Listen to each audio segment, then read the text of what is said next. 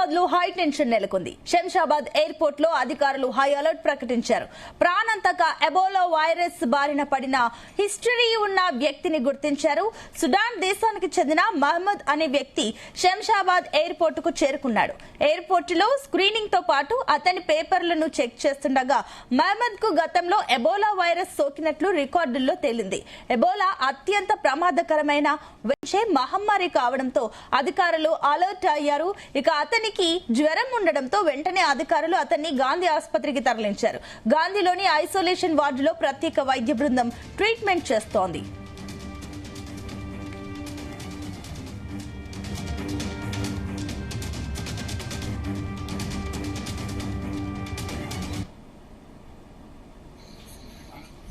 So దీనికి మనకి international flights మనకి మంగళవారం, గురువారం, శనివారం అనేది మనకి రవాణా వస్తున్నాయి. సో దీనికి ఇంటర్నేషనల్ ఫ్లైట్స్ వచ్చిన వాళ్ళందరూ కూడా మనకి ముందుగా జాగ్రత్తగా స్క్రీనింగ్ అనేది ఒక ఏర్పాటు చేశాము.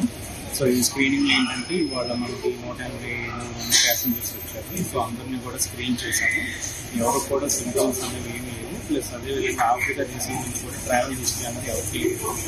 సో ప్రస్తుతానికి ఇవాళ వచ్చిన వాళ్ళందరూ కూడా సురక్షితంగానే ఉన్నారు.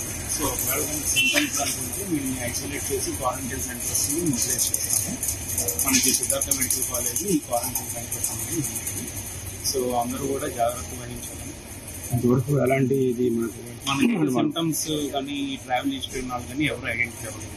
మన ట్యూస్డే నుంచి కూడా స్క్రీనింగ్ జరుగుతుంది.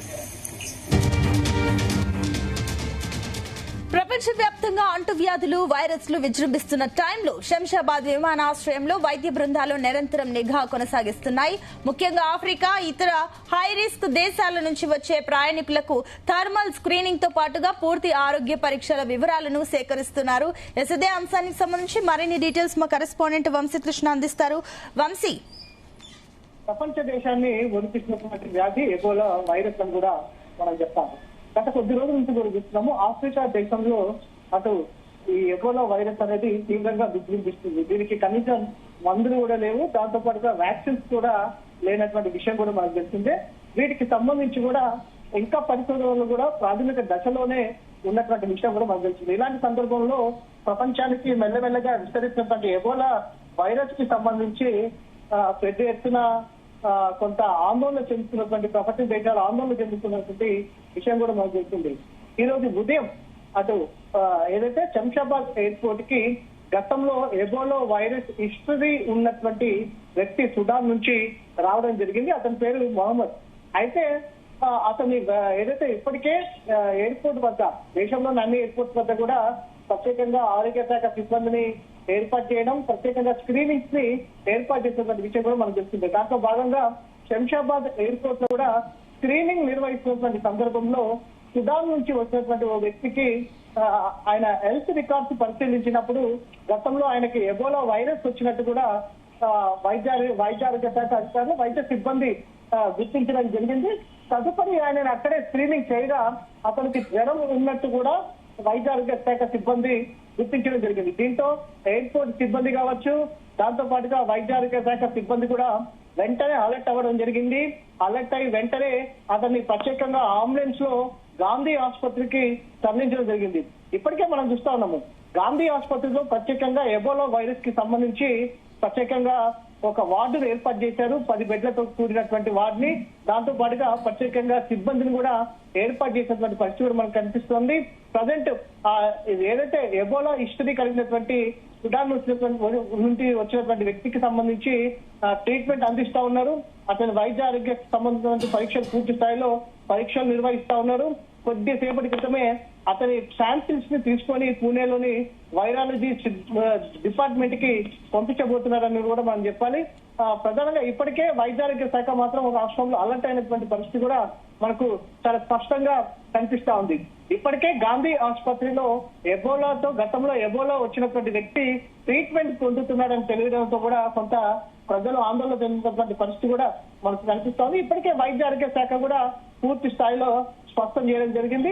తాము ఎలాంటి పరిస్థితినైనా సరే ఎదుర్కోవడానికి సిద్ధంగా ఉన్నట్టు సిబ్బంది ఉన్నట్టు కూడా చెప్పినటువంటి సందర్భం కూడా మనకు కనిపిస్తుంది. ప్రజెంట్ సుడాన్ నుంచి వచ్చినటువంటి వ్యక్తికి మాత్రం వైద్య పరీక్షలను పూర్తి స్థాయిలో నిర్వహిస్తున్నారు. కొద్దిసేపటి క్రితమే శాంపిల్స్ ని కలెక్ట్ చేయడం జరిగింది. ఇక్కడ నుంచి పూణేలోని వైరాలజీ ల్యాబ్ కి అతని శాంపిల్స్ ని పంపించనున్నారు.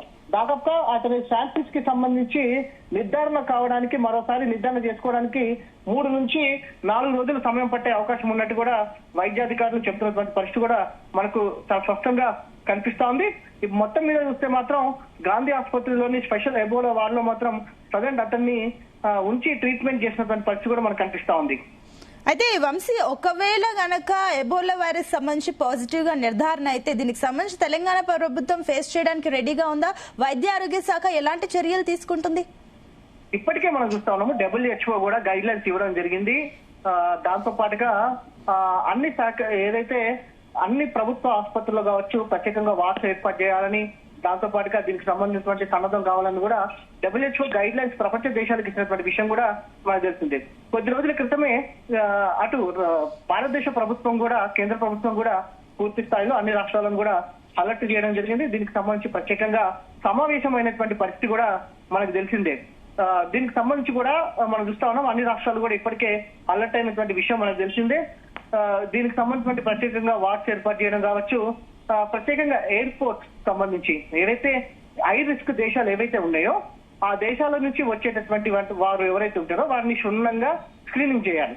వారు అక్కడి నుంచి వచ్చేటప్పుడు కూడా పూర్తి స్థాయిలో హెల్త్ రికార్డ్స్ తోటి రావాలనేది కూడా స్పష్టమైనటువంటి ఆదేశాలు ఇచ్చినటువంటి పరిస్థితి కూడా మనకు కనిపిస్తా ఉంది.